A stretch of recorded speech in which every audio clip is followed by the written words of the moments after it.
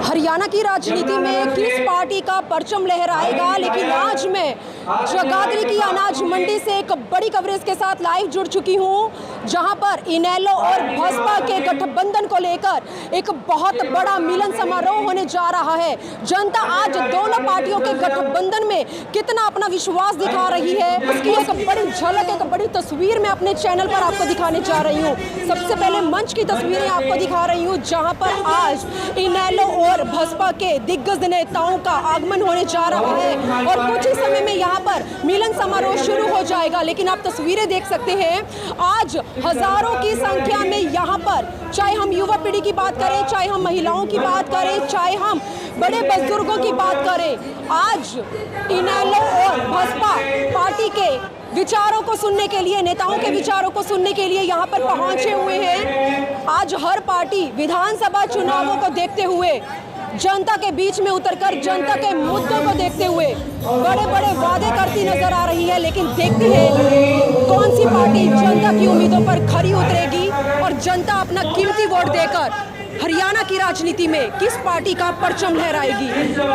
लेकिन जगाधरी की अनाज मंडी से बड़ी कवरेज के साथ मैं लाइव जुड़ चुकी हूँ। मेरी आप लोगों से एक ही अपील रहेगी कि प्लीज आप लोग इस खबर को साथ के साथ शेयर करें। आप देख सकते हैं कि चाहे मैं भाजपा कार्यकर्ताओं की बात करूं, चाहे मैं इनेलो कार्यकर्ताओं की बात करूं, हर किसी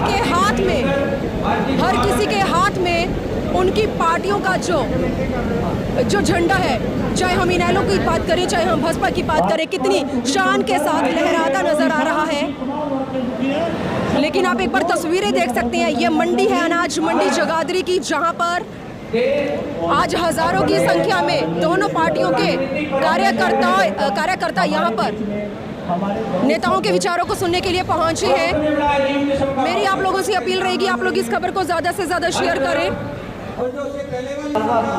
अपने आजीवन त्याग, तपस्या व कड़े संघर्ष के जरिए नई राजनीतिक ऊर्जा, शक्ति व पहचान दी है तथा उत्तर प्रदेश जैसे विशाल व महत्वपूर्ण राज्य में 4 बार अपनी पार्टी बीएसपी के नेतृत्व में सरकार बनाकर खासकर बहुजन समाज के लिए एक ऐसी मिसाल बन गई है, जिनसे प्रेरणा लेकर करोड़ों लोग यहाँ हरियाणा में भी सामाजिक परिवर्तन व आर्थिक तरक्की के मिशनरी कार्य से जुड़ चुके हैं। इतना ही नहीं, बल्कि मैं खुद भी उनके इस नेतृत्व से प्रभावित होकर बीएसपी के मूवमेंट से जुड़ चुका हूँ और उनके पचनों पर चलकर इस मिशनरी दायित्व, कर्तव्य व फर्ज को अपनी आखिरी सांस तक निभाने की पूरी कोशिश करता रहूँगा।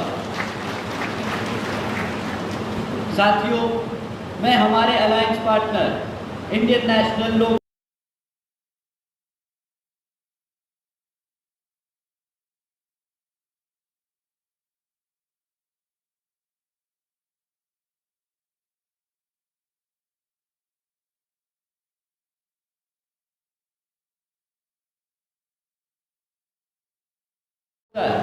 इंडियन लोक के संस्थापक व पूर्व उप प्रधानमंत्री श्री चौधरी देवीलाल जी को तहे दिल से नमन करता हूँ।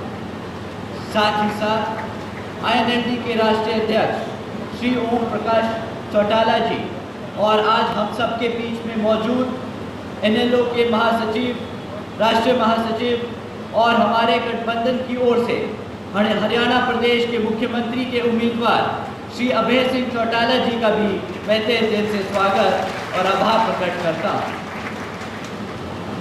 साथियों, पिछले 10 साल में यहाँ हरियाणा में बीजेपी की सरकार चल रही है और अब जब चुनाव सर पर है तो बीजेपी के लोग आप लोगों के बीच में आकर आपसे आपका वोट मांगने का काम करने वाले हैं। परंतु साथियों, इस बारी आप सब लोगों को वोट डालने से पहले इनसे कुछ ज़रूरी मुद्दों पर सवाल करने होंगे।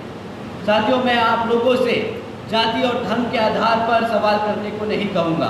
मैं आप लोगों से कहूँगा कि आप इनसे सवाल करें शिक्षा पे, रोजगार पे और यहाँ की आसमान छूती हुई महंगाई पे।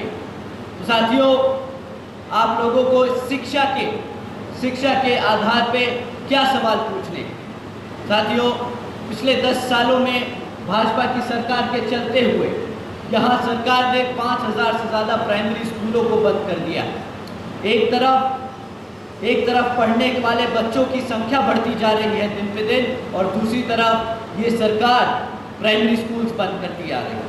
इतना ही नहीं साथियों, यहाँ आज 2200 सरकारी सीनियर स्कूलों में आज 2200 सरकारी सीनियर स्कूल्स में 1000 से ज़्यादा स्कूलों में प्रिंसिपल्स तक नहीं है। साथियों, जब आपके बच्चों के स्कूलों में स्कूल बंद कर दिए जाएंगे और जब बचे हुए स्कूलों में पढ़ाने के लिए शिक्षक नहीं होंगे, तो आप ही बताइए कि क्या ये हमारे बच्चों के भविष्य से खिलवाड़ नहीं तो क्या है। साथियों, बीजेपी के शासन के दौरान शिक्षा के नाम पर सिर्फ आए दिन पेपर लीक की खबरें सुनने को मिलती रही हैं। साथियों, ऐसा कोई सरकारी डिपार्टमेंट नहीं बचा जिसकी भर्ती की परीक्षा के पेपर लीक ना हुए।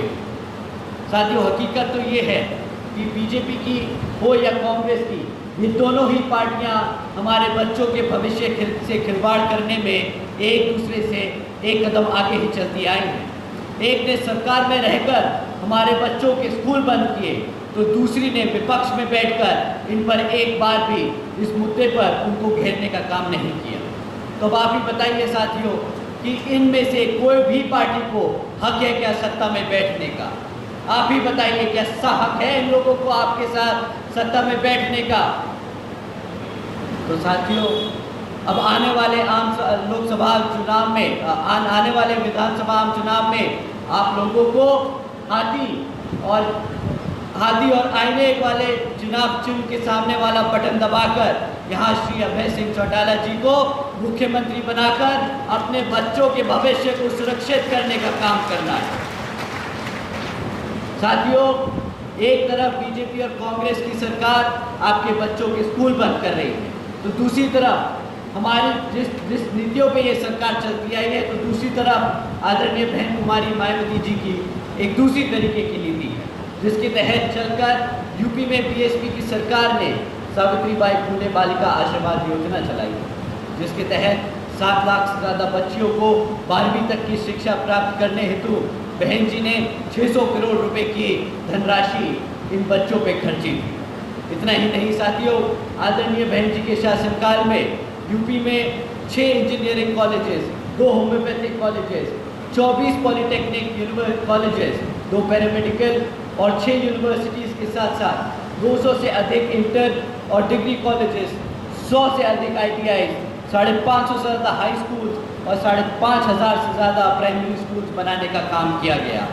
इसी तरह यहाँ पे हरियाणा में आपके बच्चों के लिए आदरणीय श्री अभय सिंह चौटाला जी भी इतनी ही ज़्यादा संख्या में आपके लिए स्कूल्स और यूनिवर्सिटीज़ बनवाएंगे। साथियों, ये लिस्ट इतनी लंबी है कि कभी कभी सोचकर हैरत होती है कि सिर्फ 5 साल में वो इतना काम कैसे कर सकता है। लेकिन साथियों, अगर अपने समाज के लिए, अपने लोगों के लिए काम करने का जज्बा हो तो कोई भी काम असंभव नहीं, हर काम संभव होता है। जैसा कि हमें पूरा विश्वास है, हम पूरे तरीके से भरोसा रखते हैं कि यहाँ पर जब आप अभय जी को मुख्यमंत्री बनाएंगे तो वो भी उसी दिल और तमन्ना से आप लोगों के लिए काम करेंगे। साथियों, अगर हम 10 साल का रिकॉर्ड उठाएं भाजपा का, तो यहाँ पर रोजगार के नाम पर आज भी 40% युवा बेरोजगार घूम रहा है। इतना काम किया है बीजेपी ने कि यहाँ पे 40% युवा बेरोजगार घूम रहा है। और ऐसा नहीं कि ये लोग रोजगार नहीं दे सकते हमारे युवा बच्चों को। आज अगर आप सरकारी रिकॉर्ड उठाएं तो आज भी 2 लाख से ज़्यादा सरकारी पद खाली पड़े हैं।